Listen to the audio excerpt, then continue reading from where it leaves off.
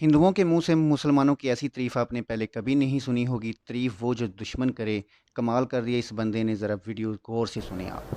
Grover and Grover की history की किताब है, उसका एक छोटा सा किस्सा बयान कर दूं मैं आपसे। उसमें लिखते हैं कि जब शहीद भगत सिंह को अदालत में पेश किया गया तो उस भरी अदालत में एक अंग्रेज ने उनसे सवाल किया कि 800 साल तक मुगलों ने हुकूमत की, तब तो आपने बम नहीं फेंका, और हमने सिर्फ 150 साल से हुकूमत की और आपने सेंट्रल लेजिस्लेटिव असेंबली में बम फेंक दिया। उसका बहुत अच्छा जवाब भगत सिंह ने दिया था कि देखिए, मुगलों ने जो हम पर राज किया है वो हमारे दिलों पर राज किया है, और उन्होंने इस मुल्क को सोने की चिड़िया बना दिया है। और इस सोने की चिड़िया की चमक से आप 7 समुंदर दूर से यहां तक आए हैं, और यहां पे आने के बाद अगर आपकी हुकूमत को अगर एक लफ्ज में, एक लाइन में कहा जाए तो वो ये है कि आपकी हुकूमत एक स्पंज की तरह है जो गंगा के किनारे हीरो और जवाहरात को चूस करके इंग्लैंड में जाकर के टेम्स नदी के किनारे निचोड़ती है, और वो इंग्लैंड मालामाल हो जाता है, और उस दौलत के मालामाल होने के बाद उससे आप अपनी तरक्की करते हैं। मुगलों ने, पठानों ने यहां नहीं किया। इन्होंने यहां की चीजों को यहीं पे खर्च किया, यहीं पे इमारत बनवाई, और यहीं की धूल में अपने आप को मिटा दिया। यह था भगत सिंह का जवाब। की छुपी नहीं है कि मुसलमानों का जो किरदार रहा है, जो कुर्बानियां रही इस मुल्क की तरक्की में, इस मुल्क की आजादी में, वो लासानी रहा है, बेमिसाल रहा है। और अगर देखा जाए तो ये मुल्क जो है, अगर आप तारीख में देखें तो हिंदुस्तान जो हमारा मुल्क है, एक मुत्तहिद मुल्क नहीं था। बेशुमार राजा रजवाड़े थे, रियासतें थीं, उस पर हुकूमत करते थे उन पर। लेकिन जब मुसलमान यहाँ पे आए हुकूमत के लिए, सबसे पहला जो काम उन्होंने किया था वो ये किया था कि इस मुल्क को एक किया था, वो बंगाल से लेकर अफगानिस्तान तक, और इस मुल्क को मुत्तहिद किया था। ये हमारी खूबियां थी। अगर जंगी निज़ाम की बात करें, जो हम वार स्ट्रेटजी की बात करते हैं, तो सबसे पहली तो इस मुल्क हिंदुस्तान में ज़हीरुद्दीन बाबर लाए थे। पहला जो रॉकेट था वो शेर मैसूर टीपू सुल्तान ने बनाया था, और ये तारीख में दर्ज है।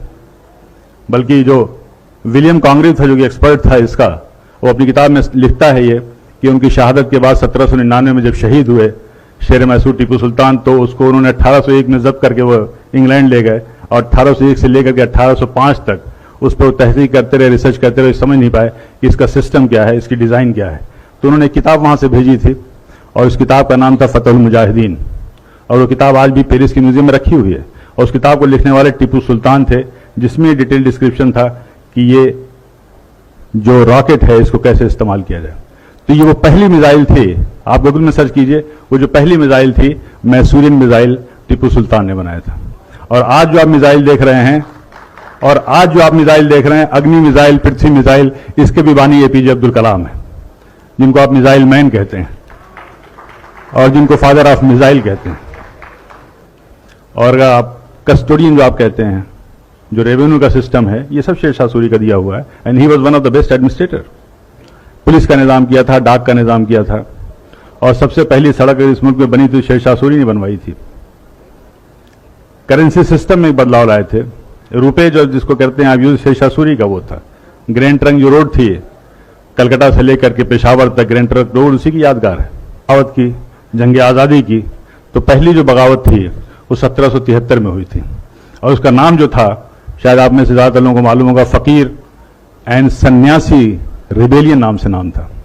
यानी बंकिम चटर्जी जी ने अपनी आनंद मठ की किताब में साफ साफ लिखा है कि उस जमाने में जो फ़कीर और सूफी हुआ करते थे, जो साधु और सन्यासी हुआ करते थे, वो एक साथ जाते थे, झुंड का झुंड जाते थे, और अंग्रेज़ों के गोदाम में वो लूटते थे, और उस कहत के दौरान वो जो अनाज लाते थे वहाँ से, वो हिंदू और मुसलमानों में तकसीम किया करते थे। और ये सिलसिला तकरीबन 50 साल तक चला। इसका पूरा तारीख में डिस्क्रिप्शन है। पहली जो जंग आज़ादी थी वो 1857 की थी। और जिस फतवा वर्ड हम कहते हैं, जंग आज़ादी का सबसे पहला फतवा फजल हक खैराबादी ने दिया था। अल्लामा फजल हक खैराबादी ने यह फतवा दिया था जंग आज़ादी में अंग्रेज़ों के खिलाफ मुहिम का, और उस फतवे का यह असर था कि दिल्ली जैसी राजधानी को हमने फतह किया था। लेकिन उसके बाद से ये तारीख में लिखा हुआ है कि लेफ्टिनेंट जनरल हडसन लिखते हैं कि जब हमने दोबारा बड़ी मेहनत और मशक्क़त से दिल्ली को फतह किया, तो उस वक्त इंग्लैंड से एक खत आया था, एक टेलीग्राम आया था, उसमें साफ साफ लिखा हुआ था कि देखो, ये जंग आज़ादी जो है 1857 की, ये जंग आज़ादी दरअसल उलमाए कराम की जंग आज़ादी है। और उन उलमाए कराम के लिए बड़े फ़ख्र से वो लिखता है कि हमने न जाने सैकड़ों उलमाए कराम को बगैर किसी मुकदमा चलाए हुए फांसी दे दिया। और ये कोटेड है, तारीख के फिगर्स में बता रहा हूँ कि उस जमाने में जिन 51,200 लोगों को फांसी दी गई थी, उसमें से तकरीबन 27,000 से ज्यादा उलमाए कराम थे जिनको फांसी दी गई थी। फिर सावरकर ने अपनी किताब में जॉन मैकल्सन का हवाला देते हुए कहा था कि 1857 की जंग आज़ादी में अगर सबसे ज़्यादा किसी का नुकसान हुआ तो मुगल की जो आखिरी रोशनी थी, आखिरी बादशाह थे बहादुर शाह जफर का हुआ। और उन्होंने उसका जॉन मैकल्सन का हवाला देते हुए लिखा है कि एक बार उनको नाश्ते पे जब उनसे इसरार किया गया तो बहादुर शाह जफर ने कहा था कि मुझे ख्वाहिश नहीं है। उसके बाद से वो लिखता है कि हम लोगों ने उनकी आंख में जहरीले ऑइंटमेंट लगाना शुरू कर दिए ताकि उनकी बीनाई चली जाए। और उन्हें इस बात का इल्म था कि इस्लामी कानून में, इस्लामी शरीयत में कोई नाबीना और अंधा शख्स कहीं का हुक्मरान नहीं हो सकता। और फिर वो दिन भी आया जब उनसे उनकी मर्जी के खिलाफ नाश्ते में उनके प्लेट पे लाल मखमल से ढके हुए 3 सर लाए गए थे, जिनमें 2 सर उनके बेटों के थे और 1 सर उनके पोते का था। ये थी कुर्बानियां। क्या जुल्म सितम के बाद भी मुसलमानों के लिए कहना पड़ेगा कि जंग आज़ादी में शरीक थे या नहीं? क्या अब भी इस उन्वान की जरूरत है? अब भी इस प्रोग्राम की जरूरत है? क्या चांद सितारों की मौजूदगी के लिए बहस होगी? कतई नहीं।